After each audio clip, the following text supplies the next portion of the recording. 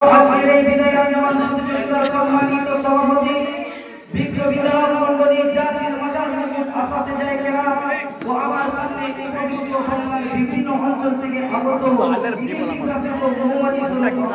বন্ধুরা সকলকে জানাই আমি আমার অন্তরের অন্তঃস্থল থেকে শুভেচ্ছা ও অভিনন্দন। সর্বপ্রথম শুকরিয়া জ্ঞাপন করি শ্রী উর্ধ্বতনের মহান যিনি আকাশ জমিন পাহাড় পর্বত নদী চন্দ্র সূর্য এমনকি আমাকে আপনাকে মুসলমান করে সৃষ্টি করেও খ্যাত হননি বরং আশরাফুল মাখলুকাত নামে আখ্যা দিয়েছে। এই কারণে শুকরিয়া সবাই একই কণ্ঠে বলি আলহামদুলিল্লাহ। বিশ্বের মানবের মুক্তিযুদ্ধ রহমাতুল্লাহ আলাইহিল মুরসালিন ওয়াসিলাতুল নবী আরে আমার তোর কাছে বলে সরকার যুগে উন্নতি করেছে। এই কারণে তারা দরবারে ছোট ছোট দরুদ পূরণ করি সকলে একই কণ্ঠে বলি সাল্লাল্লাহু আলাইহি ওয়াসাল্লাম। মোহতারাম আলামিন আজকে বক্তব্যের আলোচ্য বিষয় হলো সমাজ মাদ্রাসার ভূমিকা। মোহতারাম আলামিন আজকে এই বিষয়টা সমাজ ও জাতির জন্য একেবারে প্রয়োজনীয়।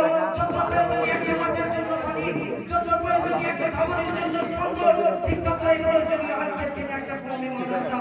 মোহতারাম আলামিন আপনারা আমাকে প্রশ্ন করতেই পারেন যে কওমি মাদ্রাসা মানে কি? আমি আপনাদেরকে বলবো কওম মানে জাতি, কওম মানে জনগণই। কওমি মাদ্রাসা মানে জাতির মাদ্রাসা, কওমি মাদ্রাসা মানে জনগণের মাদ্রাসা। মোহতারাম আলামিন একটা কথা মনে রাখবেন, এই কওমি মাদ্রাসা কোনো ব্যক্তির নিজস্ব মাদ্রাসা না, এই কওমি মাদ্রাসা কোনো সরকারের নিজস্ব মাদ্রাসা না, এই কওমি মাদ্রাসা কোনো ব্যক্তিগত রাজনৈতিক দলের মাদ্রাসা না। এই কওমি মাদ্রাসা হলো সাধারণ মানুষের সন্তান, অর্থ আর দোয়া, এই তিন জিনিস দ্বারা বিশিষ্ট শিক্ষা প্রতিষ্ঠানের আরেকটা হলো কওমি মাদ্রাসা। কেননা কওমি মাদ্রাসায় সেই শিক্ষা দেওয়া হয় যে শিক্ষা নবী করিম সাল্লাল্লাহু আলাইহি ওয়াসাল্লাম মক্কা নগরের দারুল আরকাম নামে স্থানে দিয়েছিলেন। সেই শিক্ষাকে প্রচার ও প্রসার করার জন্য নবী করিম সাল্লাল্লাহু আলাইহি ওয়াসাল্লাম বেছে নিয়েছিলেন সুফা এবং আগিনাকে। সেই আগিনাকে পরবর্তীতে তাবেঈন, তাবেঈন, আইম্মায়ে মুজতাহিদিন এই উম্মতে মুহাম্মাদিকে রিসালাতের নূর পৌঁছে দেওয়ার জন্য ছড়িয়ে পড়ে। সম্মানিত উপস্থিতি, এই শিক্ষা এখন বর্তমান কওমি মাদ্রাসায় দেওয়া হয়। যাই হোক, আমি আমার আলোচ্য বিষয়বস্তুর দিকে ফিরে যাই যে সমাজকে গঠন করতে গিয়ে, সমাজকে তৈরি করতে গিয়ে আমাদের এই মাদ্রাসা কি কি ভূমিকা পালন করে থাকে। আমি চারটে পয়েন্টের কথা বলবো, যে পয়েন্টগুলো সমাজকে গঠন করতে গিয়ে খুব গুরুত্বপূর্ণ ভূমিকা পালন করে থাকে। নাম্বার 1, নৈতিক নেতৃত্ব তৈরি। মাদ্রাসাগুলো এমন ইমাম, খতিব, মুফতি ও দায়ী তৈরি করে যারা সমাজের নৈতিক রাহবার, যারা সমাজের নৈতিক রাহবার, তারাই মানুষকে ন্যায়, সততা ও মানবিকতার পথে পরিচালিত করে। মোহতারাম হাজিরিন, এই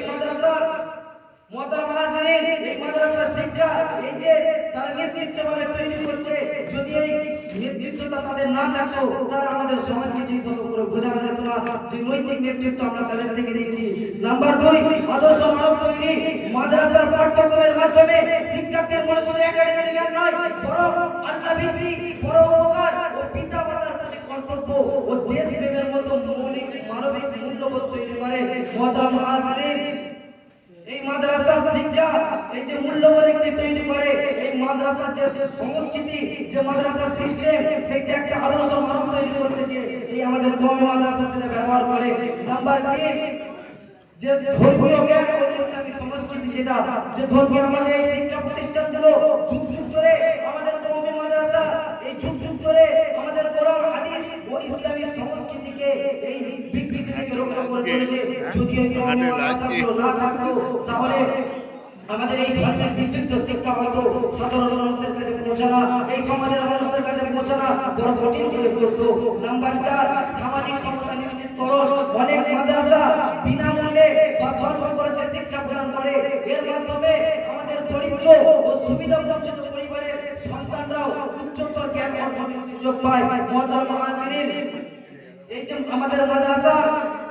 আমাদের যে মাদ্রাসা সিস্টেম, যে উচ্চতর জ্ঞান অর্জন, আমাদের এই মাদ্রাসা ওই গরিব ও দরিদ্র পরিবারের সন্তানদের শিক্ষা ও আশ্রয় দিয়ে সমাজে তাদের মাথাকে উঁচু করে তোলার ব্যবস্থা করে, যা সামাজিক বৈষম্য মহতে বড় ভূমিকা রাখে। মোহতারাম হাজিরিন, আজ যদি পৃথিবীর মানচিত্রের বুকে কওমি মাদ্রাসার অবস্থান না থাকতো তাহলে হয়তো সমাজকে উপহার দেওয়া যেত হেরোডোটাসের মতো বিজ্ঞানীকে, সমাজকে উপহার দেওয়া যেত জি মার্টিনের মতো বিজ্ঞানীকে, কিন্তু দেওয়া যেত না যুগ সংস্কারক বিশিষ্ট রহমাতুল্লাহ আলাইহির মতো ব্যক্তিত্বকে। যুগ উপহার দেওয়া যেত না ইমামুল হাসান আনোয়ার হুসাইন আহমদ মাদানির মতো ব্যক্তি থেকে।